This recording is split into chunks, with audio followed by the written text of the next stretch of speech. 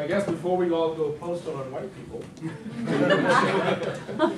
bring back and just a little subtext to this as well, where I think the strategic use of privilege is not just limited to the race or education or class, but it's also relationships that we have built around us as well.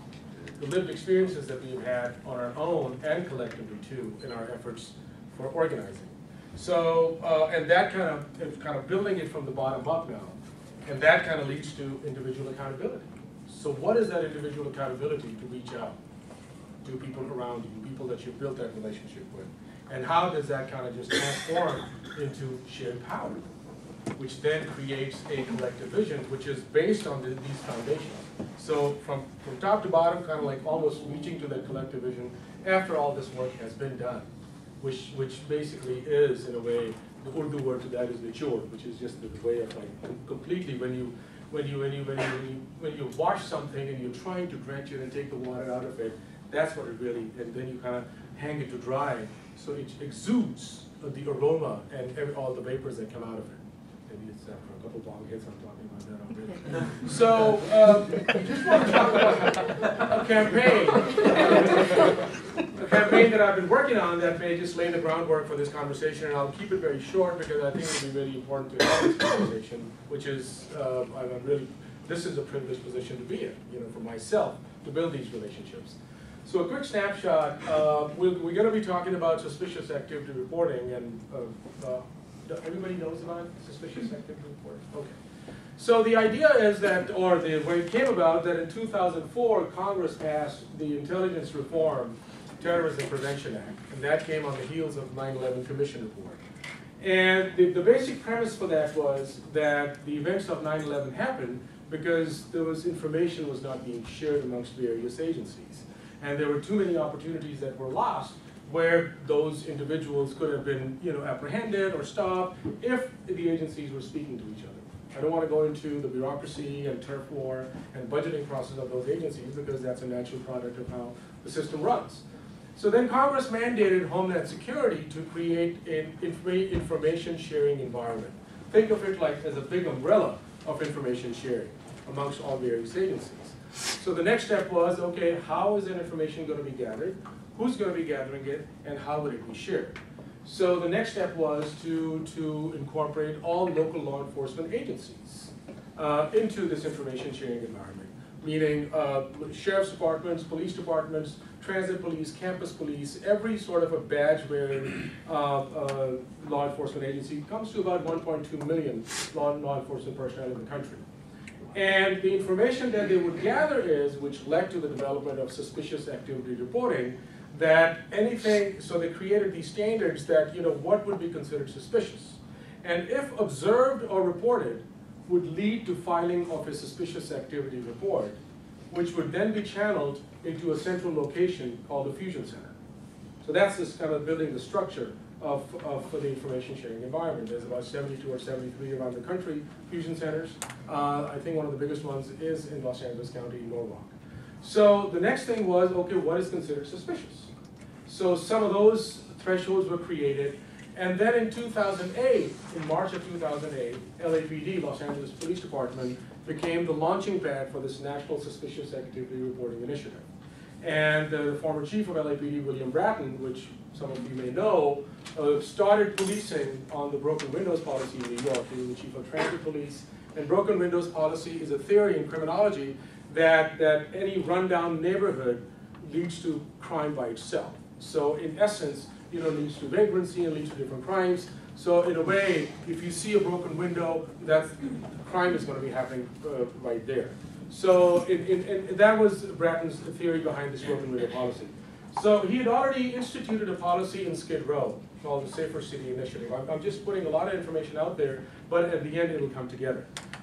So Bratton then issued a special order. A special order is a concept within Los Angeles Police Department where the chief of the police issues these orders, which then mandate law enforcement and LAPD officers to carry out those orders. One of the more famous ones that is being replicated or trying to be replicated around the country is Special Order 40, which came out in 1979, which limits LAPD's officers' capacity to inquire immigration status during routine stops. So that gives a little bit of a pass to undocumented immigrants in Los Angeles in their interaction with LAPD. Whether they follow it or not is something different. So Special Order 11 gets passed by, it doesn't go to council, it doesn't go to any public scrutiny, to any public comment. Chief Bratton passes the special order, and in that order were listed 41 behaviors. If observed and reported, and could reveal a nexus to terrorism, would lead to filing of a suspicious activity report by LAPD officers. And many of those behaviors were non-criminal in nature, which were taking photographs in public, using video cameras, drawing diagrams, taking notes, using binoculars, on and on, walking into a building and asking about hours of operation, this kind of stuff. So this became a suspicious activity.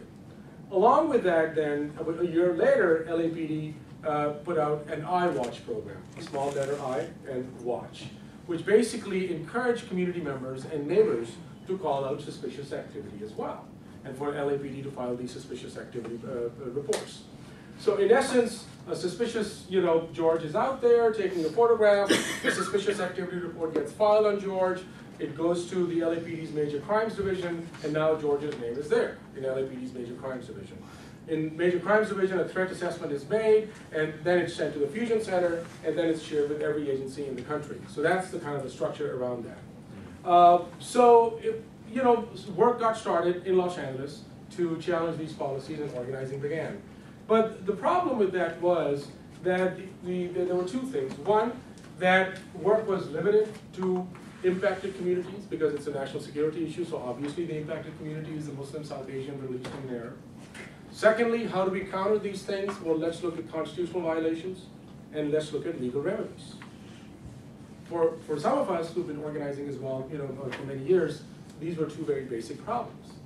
Because one, what it does is it limits the scope of who the impacted community is.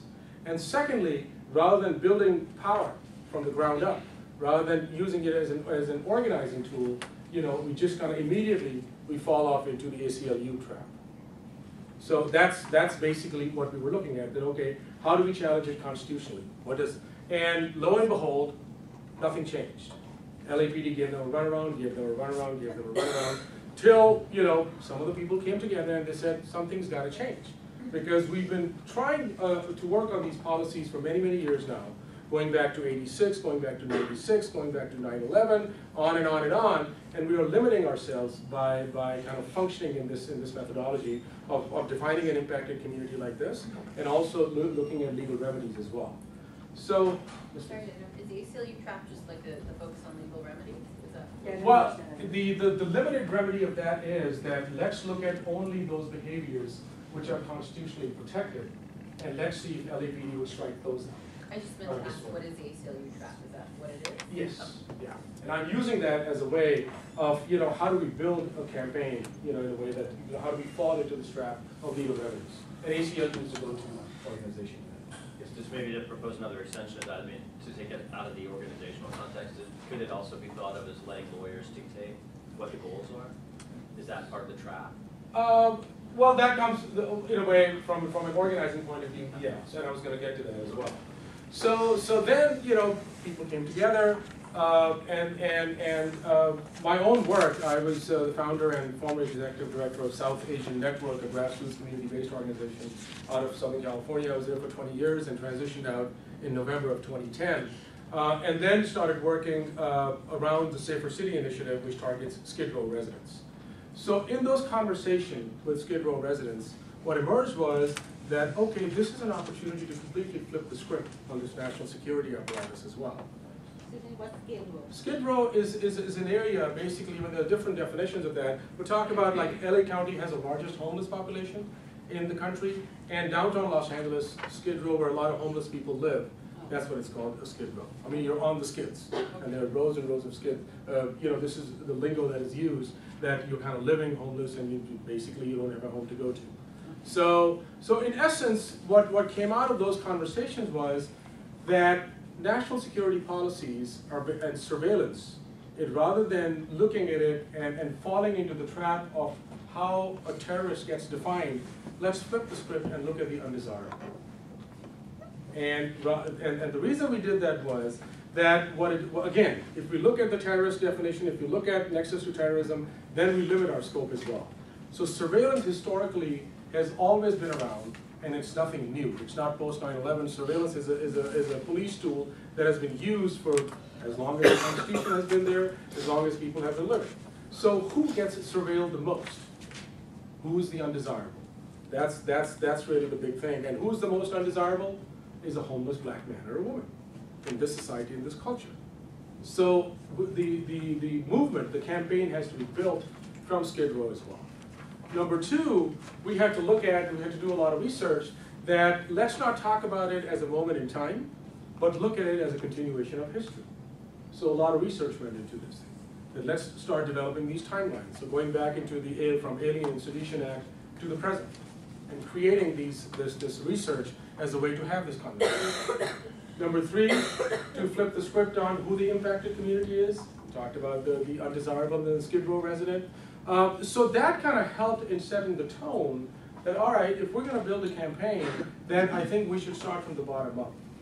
The next undesirable community, which was the black and brown youth coming in and out of jails. You know, anywhere from 7 to 22 years old. That was the next natural constituency that we went and started having conversations with, particularly with Youth Justice Coalition out of Los Angeles. The third constituency that was reached out to was undocumented youth. So Dream Team Los Angeles became a natural partner in this thing. And as we built along, the next group was Gender Justice LA, which is a group of gay, lesbian, transgender folks. Again, undesirable. So in a way, redefining suspicious activity as just being a suspicious person, as how society considers you suspicious. So what it did was it helped in building an intersectional campaign. An intersectional campaign not just limited to issues, whether it's a housing issue, or sexual rights issue, or immigrant rights issue, or gender issues, or class issue, or race issue, but your lived experiences as who you are as a being, as a human being. Whether you're a Skid Row resident, you're a transgender person, you're an undocumented youth, or you are incarcerated.